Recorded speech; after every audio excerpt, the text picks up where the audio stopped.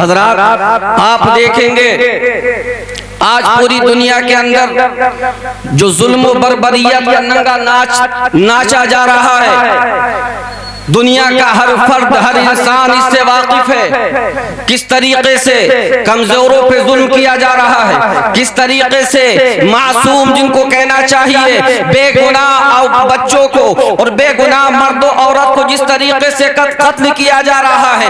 اللہ اکبر کبیرہ، یاد رکھیے جس کے سینے کے اندر ایمان ہوتا ہے، یہ ایمان کا تقاضا ہوتا ہے کہ وہ ایمان والا نہ ہی مظلوم بنتا ہے اور نہ ہی کسی پہ ظلم کرتا ہے۔ اس لیے آپ تاریخ کا مطالعہ کریں اور پوری کائنات کا سروے کریں اور آپ اس بات کو دیکھیں گے، اس بات کو سمجھیں گے کہ جہاں پر بھی ظلم ہے وہ ظلم کرنے والا آپ کو ایمان والا نہیں ملے گا بلکہ بے ایمان ملے گا۔ جی بے شک حق ہے، حق ہے۔ ایسا کیوں؟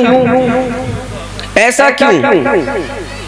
تو برادران ملت اسلامیہ اس لیے کہ یہ سینوں کے اندر جو ایمان پیوست ہے، راسخ ہے، جو سینے کے اندر ایمان محفوظ ہے، اس ایمان یہ ایمان اس بات کا مقتضی ہے کہ جو ایمان والا ہے، جو اللہ سے ڈرنے والا ہے، برادران ملت اسلامیہ، وہ نہ ہی کسی پہ ظلم کرتا ہے، نہ ہی کسی پہ اتیاچار کرتا ہے، نہ ہی کسی کو زیر کرنے کی کوشش کرتا ہے، بلکہ ایمان والے کی شان یہ ہے وہ خود بھی محفوظ رہتا ہے اور اپنے گرد و نواح کے اندر جتنے لوگ رہتے ہیں سب کو محفوظ رکھنے کی کوشش۔ بے شک سبحان اللہ سبحان اللہ۔ اتقوا اللہ، اے ایمان والو اللہ سے ڈرو۔ اور دوسری بات فرمائی وَكُونُوا مَعَ الصَّادِقِينَ، اور سچوں کے ساتھ ہو جاؤ۔ بے شک حضرات فرمایا پہلے ایمان والو ڈرو اللہ سے،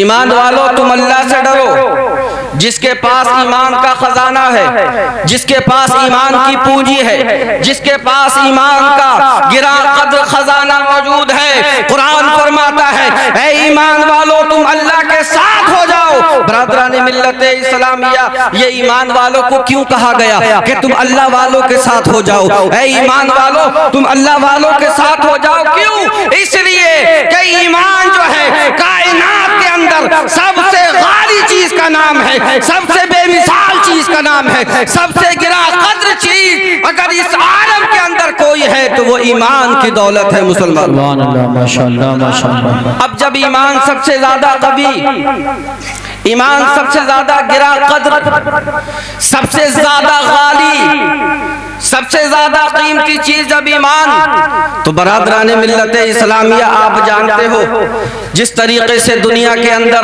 یہ سرمایہ جو ہوتا ہے مال، یہ مال و متاع، مال و اموال آپ جانتے ہیں جس طریقے سے ان کا چوری کرنے والا چور موجود ہے، اسی طریقے سے ایمان کو چرانے والا، ایمان پہ ڈاکے ڈالنے والے آج بڑے بڑے راہزن موجود ہیں، بڑے بڑے سارق موجود ہیں، بڑے بڑے چور موجود ہیں۔ اس لیے اللہ پاک نے فرمایا اے ایمان والو یہ جو ایمان ہے بڑی گراں قدر شے کا نام ہے۔ اس لیے جس طریقے سے مثال کے طور پہ عرض کروں، جب کسی کے پاس خزانہ ہوتا ہے، مال ہوتا ہے، جیسے حضرت قاری یوسف رضا سنبھلی صاحب جب بہت سارے پیسے جمع ہو جاتے ہیں تو گھر میں نہیں رکھتے، کیوں؟ اس لیے کہ ہو سکتا ہے کوئی دیوار کاٹے، دیوار جو ہے کیواڑ کو توڑے اور قفل توڑنے کے بعد میں گھر میں داخل ہو جائے اور سارا مال لے کر کے لاپتہ ہو جائے۔ ایسا ممکن ہے؟ چوریاں اسی دنیا میں ہوتی ہیں، اسی مادی دنیا کے اندر یہ سارے حادثات ہوتے ہیں۔ تو حضرات ہم کیا کرتے ہیں؟ اگر کسی کے پاس ہیرے موجود ہیں، کسی کے پاس قیمتی مال موجود ہے، کسی کے پاس بہت ساری دولت ہے، تو برادران ملت اسلامیہ اس مال کی حفاظت کے لیے وہ کیا کرتا ہے؟ وہ سیدھے بینک جاتا ہے، لاکر کی چابی لیتا ہے، اپنا اکاؤنٹ کھلوانے کے بعد میں اپنا سارا زیور جا کر کے لاکر میں رکھتا ہے، کیوں؟ اس لیے تاکہ اس کی مال کی حفاظت رہے۔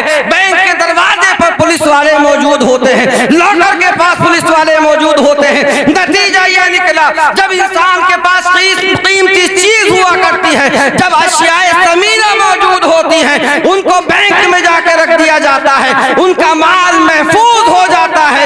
اس لیے کہا ہے ایمان والو تمہارے پاس گراں قدر نعمت موجود ہے ایمان کی. اگر اس ایمان کو محفوظ کرنا چاہتے ہو تو اللہ والوں کی بارگاہ میں پہنچاؤ, سچوں کے ساتھ ہو جاؤ, تمہارے ایمان کی حفاظت ہوگی. سبحان اللہ, ماشاءاللہ ماشاءاللہ. برادران ملت اسلامیہ, آیت کریمہ کے بعد چونکہ زیادہ ٹائم نہیں ہے, حضرت نے کہا صاحب سجادہ, برادر کبیر,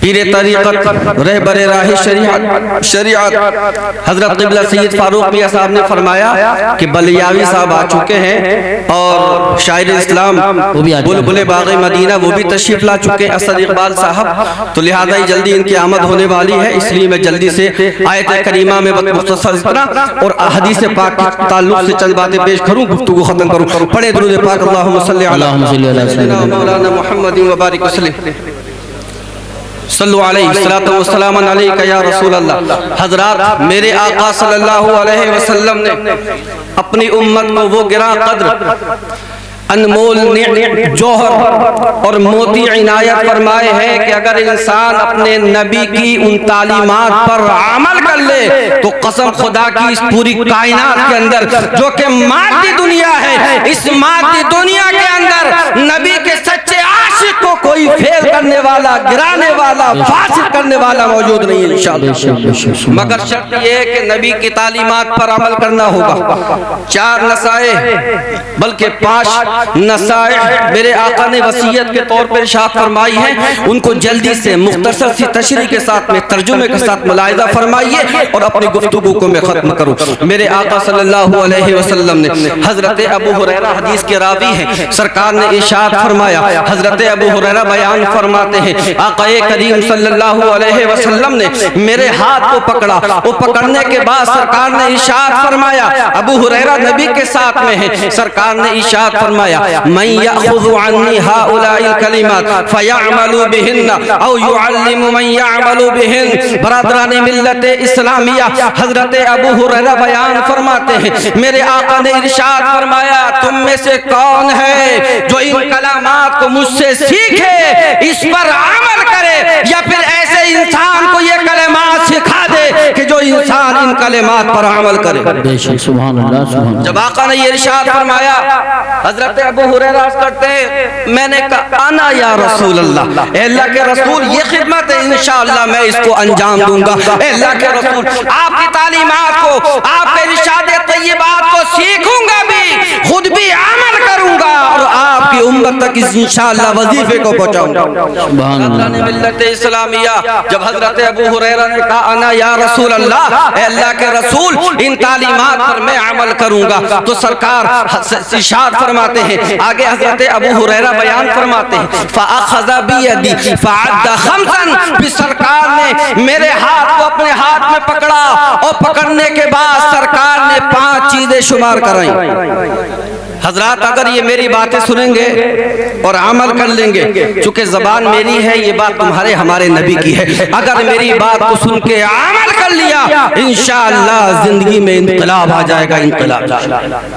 یہ بائیکیں جو کھڑی ہیں, سید شاکر میں صاحب نے بتایا بائیکیں ہٹا لیں, جن صاحب کیوں بائیکیں کاریں یہاں سے ہٹا لیں, فوراً ہٹا لیں, اور جو لوگ سڑک پہ اندر آ جائیں, بہت جلد اسد اقبال صاحب بھی پہنچنے والے ہیں, یہ بائیکیں ہٹا لیں. حضرات کیا فرمایا, فرمایا سرکار نے میرے ہاتھ کو پکڑا. اہل اسیج کی خصوصی توجہ, چونکہ عربی کے جملے ہیں عوام الناس, ہو سکتا ہے سر سے پرے ہو, مگر آپ حضرات چونکہ ان کے معانی مفاہیم سمجھتے ہیں, خصوصی توجہ کا طالب ہوں. کیا فرمایا, فرمایا سرکار نے میرے ہاتھ کو پکڑا اور 5 چیزیں شمار کرائیں. کتنی؟ 5 چیزیں. ذرا اور بلند آواز سے, کتنی چیزیں؟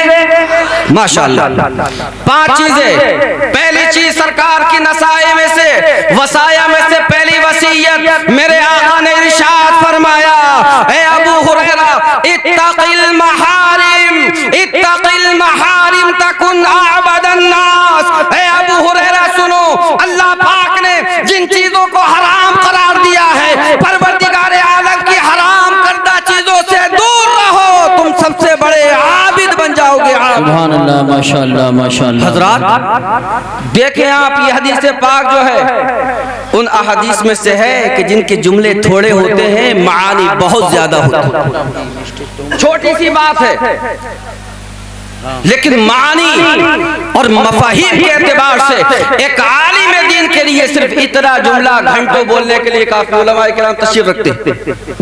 اگر یہی جملہ حضرت قاری یوسف راسنبلی صاحب کو دے دیا جائے، میرا پورا دعویٰ ہے، پورے دعوے کے ساتھ 3 گھنٹے آرام سے بولتے رہیں گے۔ کیا فرمایا؟ اللہ پاک نے جس چیز کو حرام قرار دے دیا ابو ہریرہ، اس چیز سے دور رہو، اس چیز سے دور رہو، اس چیز کو ترک کر دو، اس کو چھوڑ دو، پسے پشت ڈال دو، نتیجہ یہ نکلے گا کہ تم اللہ پاک کو سب سے زیادہ پوجنے والے، ماننے والے، عبادت کرنے والے بن جاؤ۔ بے شک بے شک، سبحان اللہ سبحان اللہ۔ بہت چھوٹی سی بات عرض کروں اس کی تشریح کے تعلق سے، فرمایا جو اللہ پاک نے حرام کر دیا، محرمات سے دور رہو، اللہ پاک کی حرام کردہ اشیاء سے، تمام چیزوں سے، چاہے قولی ہو یا فعلی ہو یا عملی ہو، اللہ پاک نے جن چیزوں کو حرام قرار دے دیا ہے ان چیزوں کو چھوڑتے چلے جاؤ، سب سے بڑے عابد بن جاؤ گے، عابد۔ سبحان اللہ۔ کیا مطلب؟ پروردگار عالم نے نماز ترک کرنے کو حرام قرار دیا ہے، لہذا نماز پڑھتے رہو۔ روزہ ترک کرنا حرام ہے، روزہ رکھتے رہو۔ زکوٰۃ ترک کرنا حرام ہے، روز زکوٰۃ ادا کرتے رہو۔ حج ترک کرنا حرام ہے، انکار کرنا کفر ہے، اس کو ادا کرتے رہو۔ چوری کرنا حرام ہے، چھوڑتے رہو۔ زنا کرنا حرام ہے، چھوڑتے رہو۔ ربا جو ہے حرام ہے، جس کو رشوت و سود کہتے ہیں، یہ حرام ہے، اس سے بچتے رہو۔ نہ ہی رشوت لو، نہ ہی رشوت کسی کو دو۔ جتنی حرام کردہ چیزیں ہیں قرآن میں، جتنی چیزوں کو پروردگار عالم نے شمار فرمایا ہے، زنا پہ حد لازم ہے، حد لازم ہے، لہذا زنا سے دور رہو، رشوت سے دور رہو، جتنی چیزیں ہیں، والدین کی نافرمانی سے دور رہو، کسی کا حق ماننے سے دور رہو۔ اگر یہ تمام چیزیں جس کو قرآن و حدیث نے حرام قرار دیا ہے اگر چھوڑتے چلے جاؤ گے، سب سے بڑے عابد بن جاؤ گے۔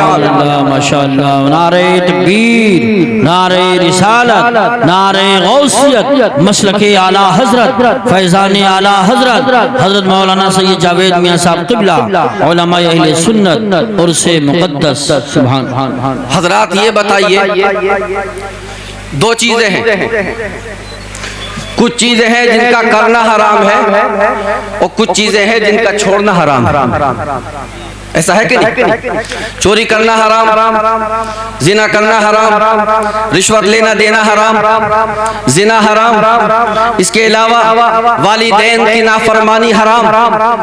یہ کام تو کرنا حرام ہے اور کچھ کا چھوڑنا، جیسے کہ نماز چھوڑنا حرام ہے، زکوٰۃ نہ دینا، اس کو ترک کرنا، دینے کو ترک کرنا یعنی نہ دینا حرام ہے۔ برادران ملت اسلامیہ، اب بتائیے، جو انسان نماز کو ادا کرتا رہے گا، روزے رکھتا رہے گا، زکوٰۃ ادا کرے گا، حج ادا کرے گا، جو انسان زنا سے دور رہے گا، غیبت سے دور رہے گا، جھوٹ سے دور رہے گا، جتنی چیزیں رب کی نافرمانی پہ دلالت کرتی ہیں اور جس میں قرآن و حدیث کے اندر جس پہ جو ہے حد جو ہے، جس کے تعلق سے سزا مقرر کر دی گئی ہے، جو انسان ان تمام افعال و اقوال و اعمال کو جو انسان ترک کرتا رہے گا، یہ بتاؤ رب کا محبوب بنے گا یا نہیں بنے گا؟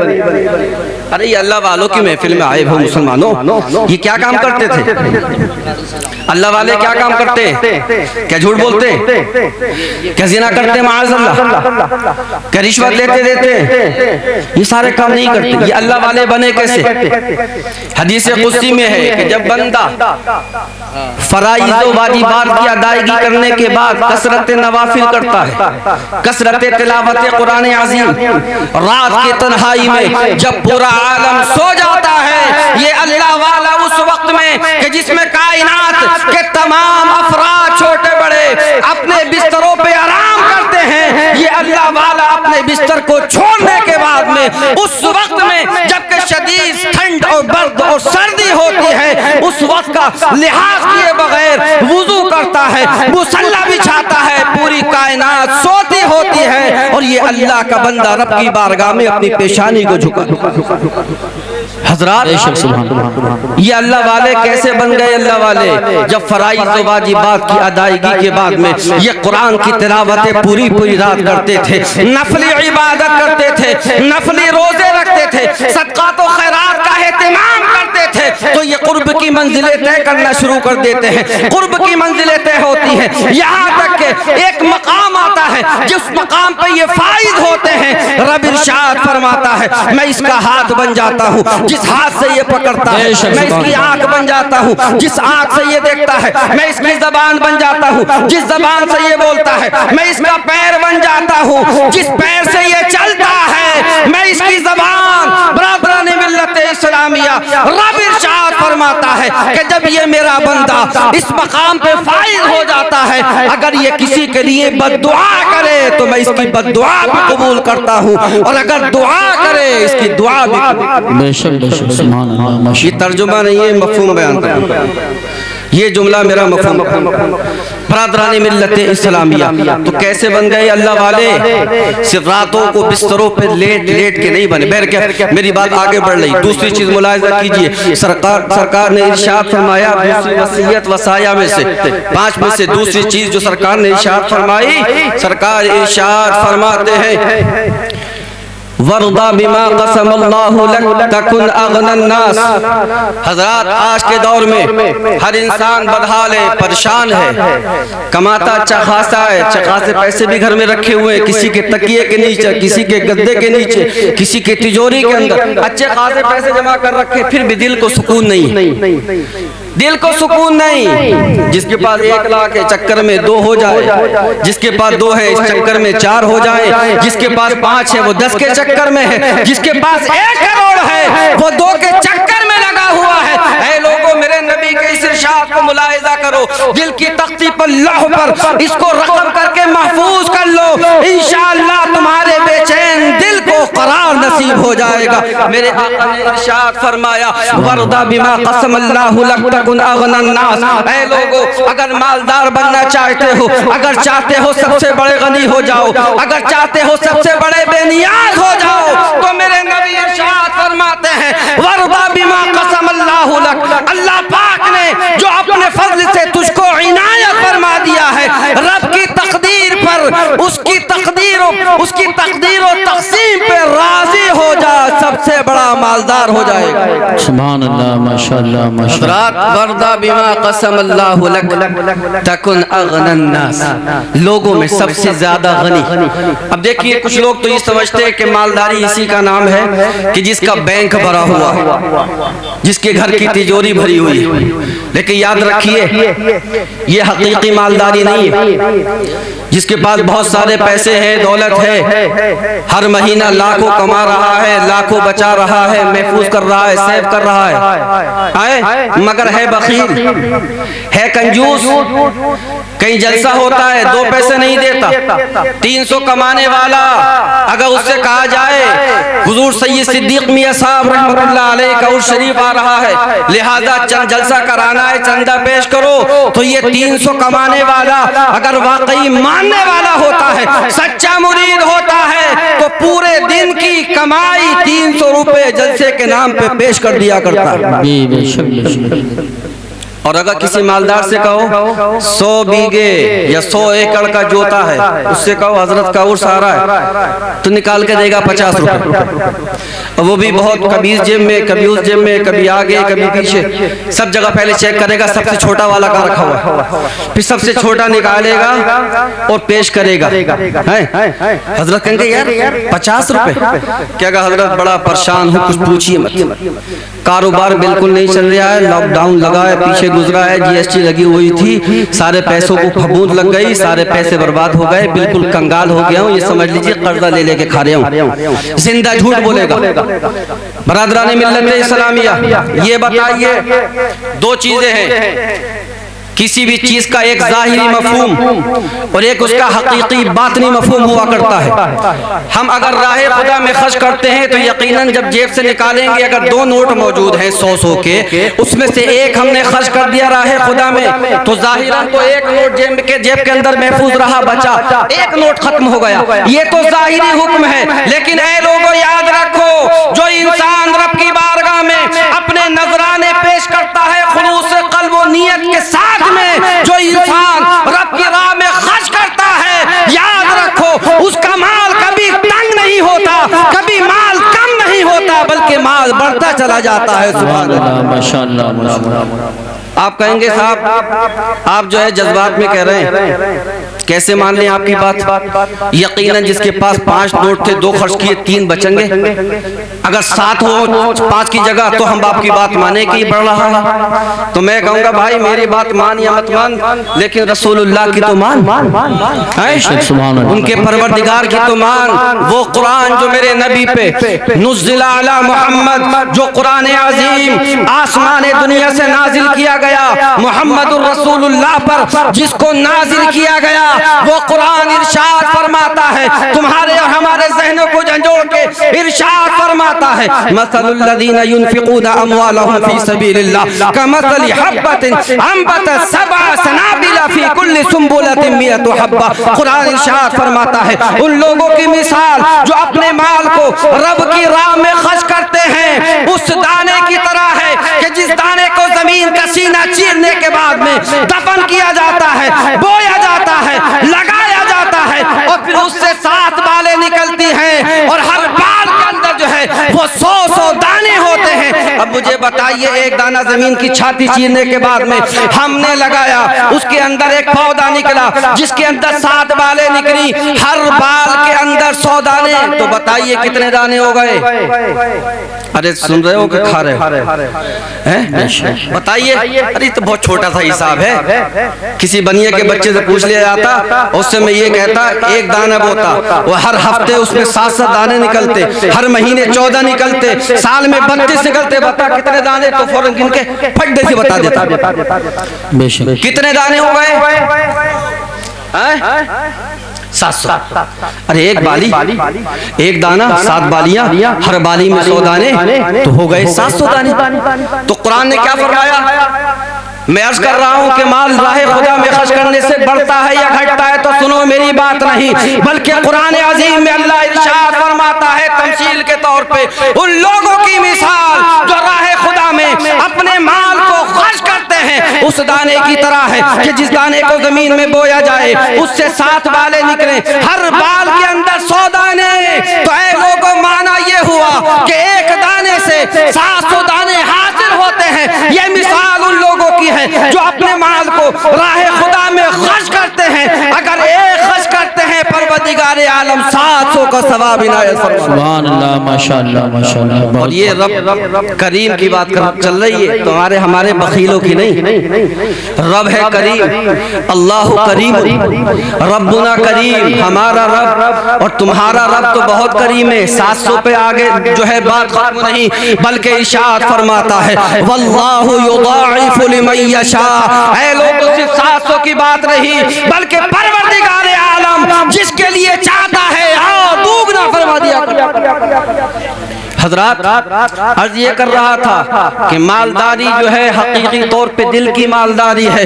میرے آقا نے ارشاد فرمایا جو رب کی تقسیم پہ راضی ہو گیا وہ سب سے بڑا عبادت گزار سب سے بڑا مالدار بن جائے گا۔ مفہوم یہ ہے اگر اللہ نے ایک بیٹا دیا ہے تو اس پہ راضی ہو جا، ایک بیٹی ہے اس پہ راضی ہو جا، 2 بیٹے ہیں اس پہ راضی رہے، اگر 1 بیگہ موجود ہے اس پہ راضی رہے، 2 بیگہ موجود ہے اس پہ راضی رہے، اگر کسی کے پاس کوئی اولاد نہیں ہے تو اس پر راضی رہے۔ جو انسان رب کی تقسیم پہ راضی ہو جائے گا سب سے بڑا مالدار ہو جائے گا۔ بے شک سبحان اللہ۔ اور تیسری بات جو میرے آقا نے ارشاد فرمایا وَأَحْسِنْ إِلَى جَارِكَ تَكُنْ مُؤْمِنًا۔ اور سرکار ارشاد فرماتے دیکھے شریعت مصطفیٰ دین اسلام کی خوبی ملاحظہ فرمائے۔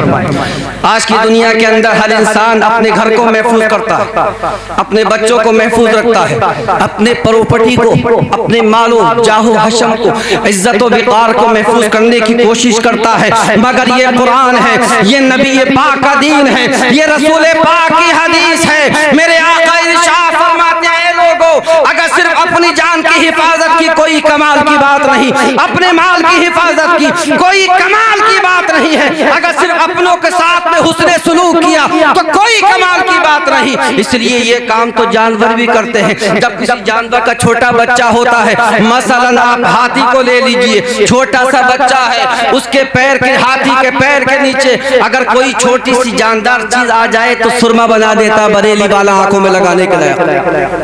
لیکن اے لوگوں کبھی تم نے دیکھا ہے کسی ہاتھی کو اپنے بچے پہ قدم رکھتے ہوئے؟ دیکھا کسی نے؟ میں نے تو دیکھا نہیں، اور یقیناً آپ نے بھی نہیں دیکھا ہوگا۔ اگر انسان صرف اپنی مال کی، اپنی جان کی، اپنی آل و اولاد کی حفاظت کرے کوئی کمال کی بات نہیں، لیکن میرے نبی ارشاد فرماتے ہیں اے لوگوں اپنی جان، مال، آل و اولاد، جاہ و حشم کی حفاظت کرنا یہ کوئی بڑے کمال کی بات نہیں ہے، بلکہ میرے آقا ارشاد فرماتے ہیں وَأَحْسِنْ إِلَىٰ جَارِكَ تَكُنْ مُؤْمِنًا۔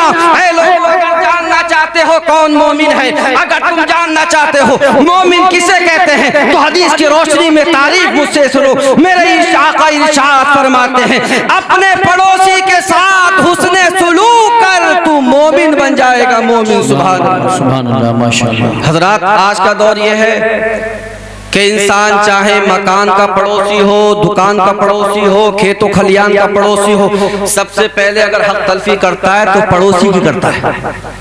اگر کھیت ہے، ایک یوسف صاحب کا، ایک حضرت کا، دو کھیت ہیں اور ان کے برابر میں دو کھیت اور ہیں، ان کو تو مثال نہیں دوں گا چونکہ یہ عالم دین جانکار لوگ، ان کے پڑوس میں دو کھیت اور ہیں، اس کے برابر میں اتنا بڑا چکروٹ تھا، بلکہ اس سے ڈبل، یہاں سے لے کے یہاں تک کہ میاں حضور چچا میاں بیٹھے ہوئے، اتنا چوڑا راستہ تھا، سمجھ رہے ہیں؟ اتنا بڑا چوڑا راستہ۔ اب جب اس نے کھیت کو جوتا، آیا ٹائم گیہوں بونے کا، لایا ہیرو، جوتنا شروع کیا، اس مرتبہ اتنی مین کاٹ ڈالی، اگلی مرتبہ اتنا راستہ کاٹا، آگے اتنا یہ کاٹ رہا، اتنا یہ کاٹ رہا، پتہ یہ چلا کہ 12 یا 10 یا 8 فٹ کا راستہ رہ گیا صرف 2 بالش کا، ہے کہ نہیں؟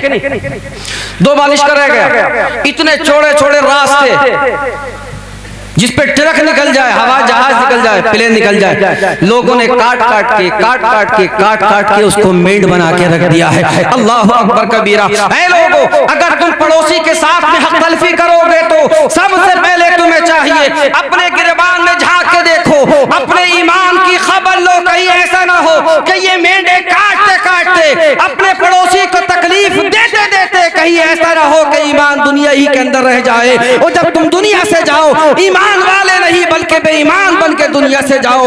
برادران ملت اسلامیہ، اس لیے میرے آقا ارشاد فرماتے ہیں وَأَحْسِنْ إِلَىٰ جَارِكَ تَكُنْ مُؤْمِنًا۔ اے لوگوں اپنے پڑوسی کے ساتھ حسن سلوک کرو، تم مومن کامل بن جاؤ۔ اور چوتھی بات جو میرے آقا نے ارشاد فرمائی، بہت جلدی سے سنیے اور گفتگو ختم۔ چوتھی بات میرے آقا ارشاد فرماتے ہیں اگر ہم اور آپ اتنے لوگ اس پہ عمل کر لیں تو کم سے کم یہ رام نگر جس کا نام ہے اس بستی کا مکمل بھلا ہو جائے گا انشاءاللہ۔ آقا نے ارشاد فرمایا مومن کسے کہتے ہیں، مسلمان کسے کہتے ہیں، سنو یہ تو مومن کی بات تھی، اور آگے مسلمان کی بات میرے آقا ارشاد فرماتے ہیں وَأَحِبَّ لِلنَّاسِ مَا تُحِبُّ لِنَفْسِكَ۔ اے لوگوں اپنے لیے وَأَحِبَّ لِلنَّاسِ لوگوں کے لیے وہی سب کچھ پسند کرو کہ جو تم اپنی جان کے لیے پسند کرتے ہو۔ حضرات کتنی اچھی بات، آپ مومن کے لیے، لوگوں کے لیے وہ سب کچھ پسند کرو جو اپنے لیے پسند کرتے ہو۔ آپ چاہتے ہو کہ لوگ آپ کی عزت کریں، آپ بھی اپنے پڑوسی کی عزت کرو، آپ بھی لوگوں کی عزت کرو۔ آپ چاہتے ہیں کہ آپ کو کوئی بہترین جو ہے فارمولہ مل جائے، شاندار کوئی مشورہ دے دے تاکہ آپ مالدار بن جائیں، آپ کو اچھا مشورہ حاصل ہو جائے۔ اے لوگوں لہذا آپ جو ہیں جس طریقے سے اپنے لیے پسند کرتے ہیں کہ کوئی بہترین فارمولہ مل جائے، شاندار کوئی بات مل جائے، لوگ مجھ سے جھوٹ نہ بولیں، کوئی لوگ میرے اوپر تہمت نہ لگائیں، لوگ میرے ساتھ خیانت نہ کریں، میرے مال میں نقصان نہ پہنچائیں، میری آل و اولاد عزت و عصمت و آبرو کے اندر لوگ جو ہے نقصان نہ پہنچائیں، جو تو اپنے لیے پسند کرتا ہے اپنے مسلمان بھائی کے لیے اور لوگوں کے لیے پسند کر، جب یہ کرے گا تو تو مسلمان ہو جائے گا، مسلمان انشاءاللہ۔ اور پانچویں اور آخری بات ملاحظہ فرمائیے، گفتگو ختم، اور میرے آقا ارشاد فرماتے ہیں وَلَا تُكْثِرِ الضَّحِكَ فَإِنَّ كَثْرَةَ الضَّحِكِ تُمِيتُ الْقَلْبَ۔ اے لوگوں آج ہم یہ دیکھتے ہیں جب لوگوں کو نیند نہیں آتی موبائل نکالتے ہیں اور کامیڈی شروع کر دیتے ہیں، جو لوگ جھوٹ بولنے کے بعد میں ہنساتے ہیں، اس لیے جھوٹ سنتے ہیں تاکہ ہنسی آ جائے، اس لیے جھوٹ سماعت کرتے ہیں، دیکھتے ہیں اور سنتے ہیں تاکہ ہنسی آ جائے۔ اے لوگو تم جانتے نہیں کہ تم ہنستے چلے جا رہے ہو، ویڈیو دیکھ رہے ہو ہنستے چلے جا رہے ہو، فلمیں دیکھ رہے ہو ہنستے چلے جا رہے ہو، گانے سن رہے ہو اور ہنستے چلے جا رہے ہو، تم یہ نہیں جانتے کہ تمہارے اور میرے نبی نے کیا ارشاد فرمایا؟ سرکار ارشاد فرماتے ہیں وَلَا تُكْثِرِ الضَّحِكَ، زیادہ ہنسا مت کر، اس لیے فَإِنَّ كَثْرَةَ الضِّحْكِ تُمِيتُ الْقَلْبَ، اس لیے کہ جو انسان زیادہ ہنستا ہے یہ زیادہ ہنسنا اس کے دل کو مردہ کر دیتا ہے، مردہ۔ برادران ملت اسلامیہ، اس لیے کم ہنسو زیادہ رو، اس سے عبرت حاصل ہوگی، دل نرم ہوگا اگر ان چیزوں کو آپ اختیار کریں گے۔ اس لیے کہ بات میری نہیں، صرف زبان میری ہے، یہ بات تمہارے اور ہمارے نبی کی بات ہے۔ اپنے دامن میں آج کی کانفرنس کے اندر اس بات کو بھی، جہاں اور ساری بہت گرا قدر باتیں آپ کو سننے کو ملیں گی، ان چھوٹی سی باتوں کو بھی اپنے دامن میں جگہ دے دینا۔ اگر تم نے اپنے دامن میں اپنی جو ہے عقل و فہم و فراست کے جو ہے دانائی کے اندر اگر کچھ اس دامن کے اندر آپ نے جگہ دے دی، انشاءاللہ یہ دنیا بھی کامیاب ہو جائے گی، آخرت بھی کامیاب ہو جائے گی۔ رب ارشاد فرماتا ہے یا ایھا الذین آمنوا اتقوا اللہ وکونوا مع الصادقین، اے ایمان والو اللہ سے ڈرو اور سچوں کے ساتھ ہو جاؤ۔ وآخر دعوانا ان الحمدللہ رب العالمین، استغفر اللہ ربی من کل ذنب واتوب الیہ۔ السلام علیکم ورحمۃ اللہ۔